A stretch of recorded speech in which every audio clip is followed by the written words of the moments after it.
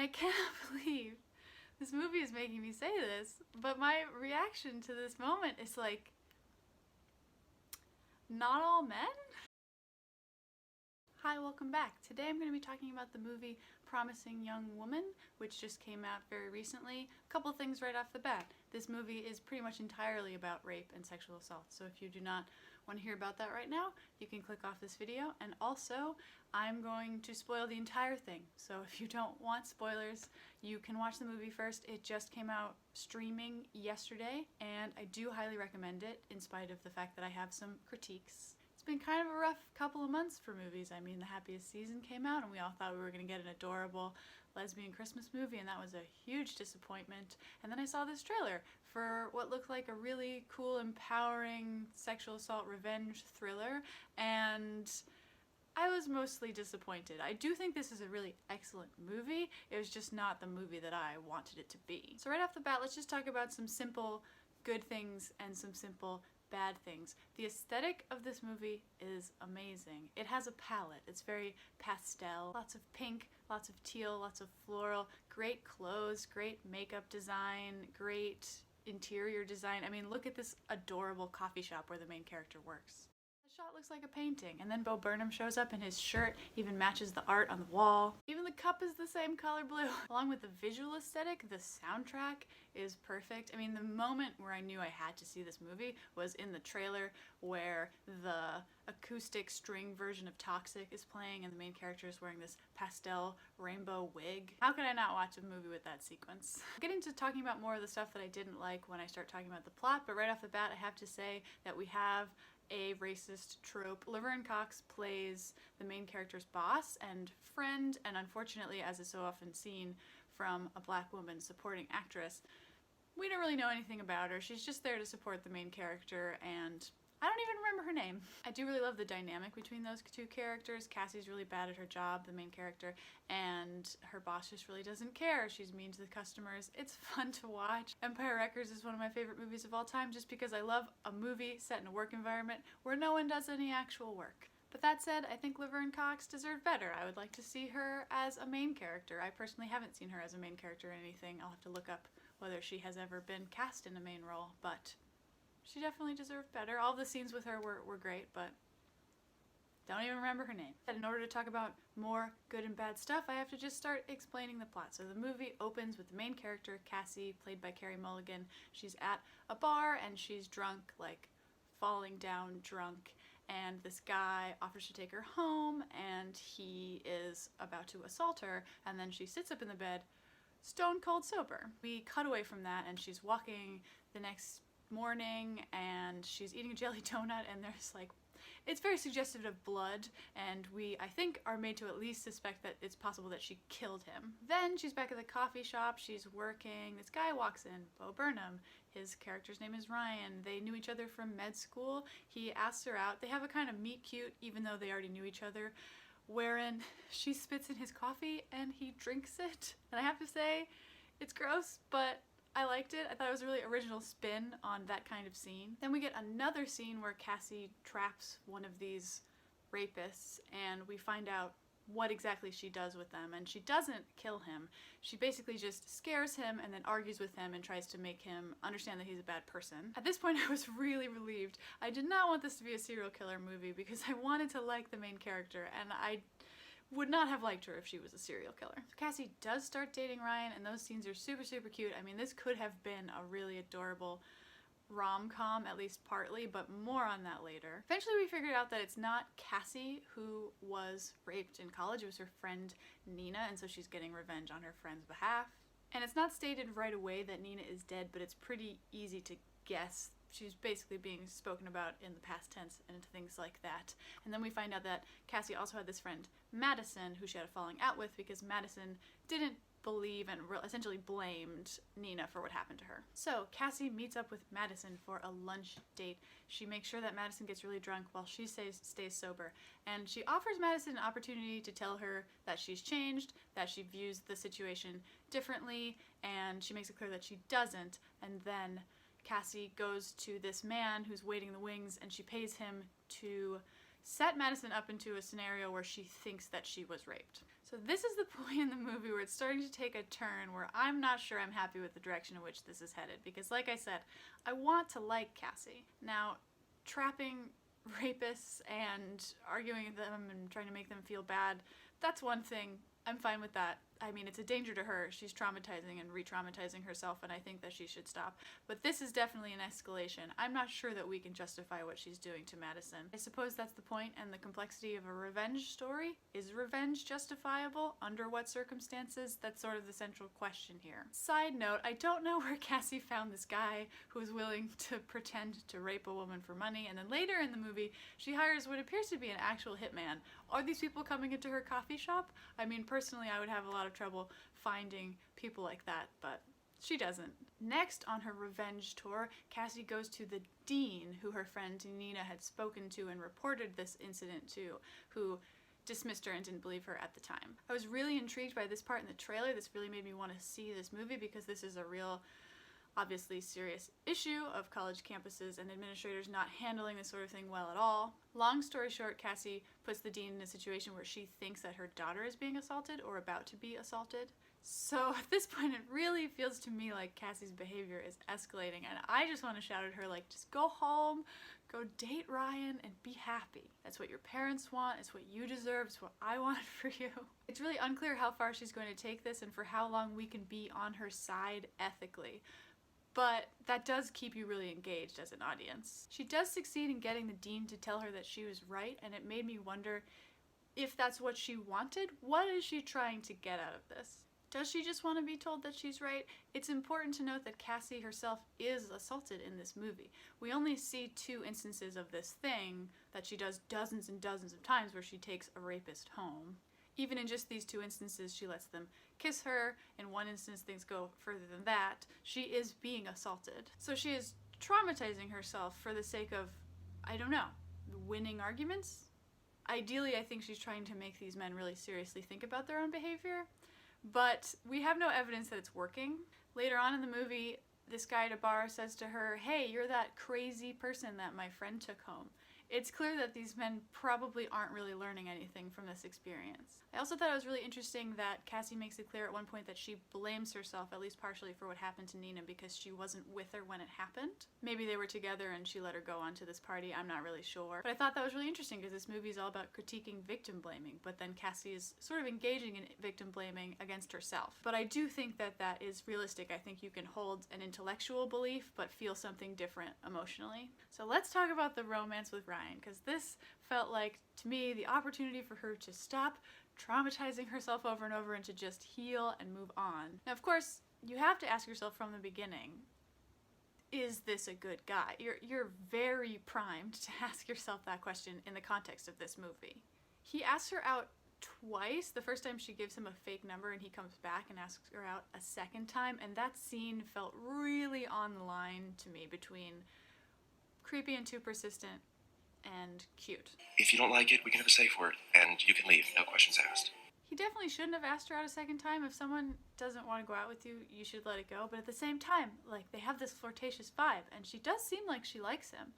Then he makes that safe word comment. I think we are really supposed to be trying to ask ourselves whether or not this is a safe, good guy, and in this scene, it felt very much like a toss-up to me. But then at the end of their first date, he asks her up to his apartment and she's hesitant and he backtracks really quickly. He's very nice about it. Later on, she says she wants to take things slow and he makes this cute comment about how they can just not move at all. And I was pretty much sold that this is a good guy, this is a safe guy. It's adorable. The montage scenes are perfect. There is nothing cuter to me in the world than a man singing along to girly pop music. That scene was made for me. The dialogue is really great. Bo Burnham has some really funny lines and he does a great job of delivering them, not surprisingly because he's a stand-up comedian. And they feel like jokes that a person would actually make, like they're pretty subtle. That line in the pharmacy where he says, "I haven't done this in a pharmacy in weeks." I could really see a person making that joke. It's subtle, it's believable, they had me. Things are going really well with him, he meets her parents and they like him. But then the inevitable and very predictable thing happens. I don't know why she didn't see this coming. She has not stopped trapping these men, so some weekend night she goes off to a bar and they run into each other while she is in the arms of another guy. But they do pretty quickly patch that up, and it seems like they're genuinely in love. Then Madison comes to her house and she gives her a tape of what happened to Nina. And this is where I knew that I was not going to like how this movie ends. Nothing is going to go well from here. You know that she is not just going to drive straight to the cops and give them the tape. As soon as the tape exists, you know that she is going to watch it. She's not going to be able to not watch it. And so, as someone who is invested in the hope, the probably naive hope, that this character is going to heal and move forward, this is where I lose all hope in the movie going in that direction. But I did not anticipate just how bad it was going to be, because she watches the tape and Ryan was there. I don't know how I didn't see this coming, because I feel like I should have, but I didn't. I didn't at all, and it was devastating. I felt fully devastated. I mean, you have to hand it to the writer, the director, the actors. This moment, it was effective. It was not what I wanted to happen, but it was very effective in making me feel horrible. I also kind of don't know how Cassie didn't see this coming, or at the very least, like, there's a moment where Ryan mentions Al, the rapist, and he makes it clear that he's still friends with him, he's still in contact with him, and you know, at the very least, there's going to be a moment where Ryan has to choose sides. He cannot continue being friends with him while dating Cassie, but I genuinely believed, based on the characterization up to this point, that he would choose her. And then as it turns out, his actions are way worse than that and are just irredeemable. We cannot move forward from this point. So of course she confronts him, and their dynamic just flips on its head immediately. She turns into her sadistic, smirking version of herself, and he is just cruel and vindictive and awful. And I cannot believe this movie is making me say this, but my reaction to this moment is like, not all men? Not all men are terrible, and I'm not saying this for the sake of men. I'm not saying this for the sake of men who watch this movie and feel like, hey, I'm a good guy. If you're a good guy, this movie isn't about you. You don't have to defend yourself. If you do feel the need to defend yourself, I find that suspicious. But there are good men in the world, and I say this not for the sake of men feeling, bruised egos, but for her sake. For Cassie's sake. She's been through so much. Can we not just let her have a win? This is a revenge fantasy. Anything we want can happen. I can't think of anything that would be more healing and therapeutic for her than to have a positive and safe experience with a man. And so that's what I wanted. As an aside, I do hope that Bo Burnham gets to be the leading man in a cute rom-com, because I just think he did an excellent job at that. But it gets so much worse. She gives Ryan a choice. She says, I won't probably send this video to everyone in your life if you just tell me where Al's bachelor party is going to be, because Al's getting married. So consistently across this revenge tale, Cassie gives people choices, except for kind of the dean. The dean doesn't really have a choice. But, she gives Madison a choice to prove her that she's a better person than she used to be. She goes to the rapist lawyer's house, and presumably she is planning to murder him. She has a hitman, or someone who's at least going to beat him up. But he asks for her forgiveness, and she spares him. And Ryan also gets a chance to redeem himself. I liked this. This felt kind of like almost fairy tale-esque, with all of the little contracts that she's building along her journey. Or it almost feels like Willy Wonka, like these people are being tested. So she goes to the bachelor party dressed as a stripper. She manages to get the groom upstairs alone. She restrains him, sort of, with pink fuzzy handcuffs, and she plans to write Nina's name all over him, which would have been great. But then he gets out of one of the cuffs and he kills her. And I was so mad. The scene goes on for so long. You have to watch her die in what seems like the amount of time it would actually take to strangle a person.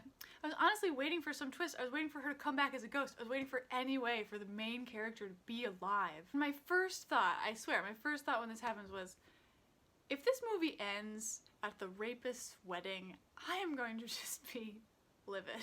And it gets worse. It just keeps getting worse. So cops go to Ryan's workplace and they ask him about Cassie, and they tell him that she's gone missing, and he knows where she was, and he has another opportunity to redeem himself at least a little bit, and he doesn't. He lies to protect his friends. And I truly do not believe this is what this character would do. I understand the point that there are people, people, who seem good, who seem nice, who are pediatricians. Ryan is a pediatrician, who seem like good people and are not good people. I understand that, but I feel like we have hit that home enough at this point in the movie. I truly believed that he loved her. Like I said, those romantic scenes were very effective, were extremely believable. It seemed genuine. They seemed in love. They broke up mere days ago. She has presumably been murdered. This is a very different situation than him being caught on tape as a bystander. He didn't do anything. He's not in trouble. The only thing at risk is these horrible friends. I just don't believe it. I don't believe that he wouldn't have told them. I don't believe that he wouldn't have had an emotional reaction to his girlfriend dying or being murdered by people he knew. And like I said, as soon as she died, I thought, we better not end this movie at the rapist's wedding. And we do end the movie at the rapist's wedding, but it's not as bad because, of course, Cassie had a plan. She always had a plan. She's very conniving. She's very good at planning. She sent the tape to the lawyer with a note telling him where she was going to be. She expected that she might get murdered. Side note, if she thought there was a chance that she was going to get murdered, I don't know why she didn't use real handcuffs instead of fuzzy pink sex handcuffs. I think she could have taken a few more precautions. She also sent a timed text message, a scheduled text message to Ryan to arrive on the day of the wedding. Yay, technology. And I will say, this was a pretty satisfying scene. Ruining the guy's wedding, cops showing up with music playing in the background. It's pretty nice. It's pretty nice. I get why the writer would want us to end up here. Overall, this was a really skillful movie. Like I said, the aesthetic, the visual aesthetic, the palette of colors, the soundtrack, the acting, the casting was all very good. The writing was very good. The dialogue was very good. It's just not really the movie that I wanted it to be. It made me think a lot about what I would want from a Survivor story because these movies so often disappoint me. Personally, I think I would be happier, generally speaking, if the person getting revenge is the victim themselves. I would like to see some legal dramas that highlight the corruption of cops, lawyers, college administrators. But generally speaking, I'd also like to see a range of stories, and I think most of all, I would like to see a story about healing and moving on. Success can be a form of revenge, right? Thriving can be a form of revenge. I just don't love the message here of revenge at all cost, even her life. My perfect version of this story, I guess, would have been much the same, except that Ryan was not a bystander when this happened. Maybe Cassie still gets the tape and Ryan is confronted with the reality of this and he has to make a choice, and maybe he struggles with that choice and they have massive fights about it, and then Cassie would have to stop her lying spree and stop traumatizing herself over and over, and they could have a happy life together, and they could still get the guy convicted because they have a tape. But alas, that is not this movie. I still enjoyed this movie quite a bit. I still highly recommend it, and you know what? We'll always have the orchestral version of Toxic.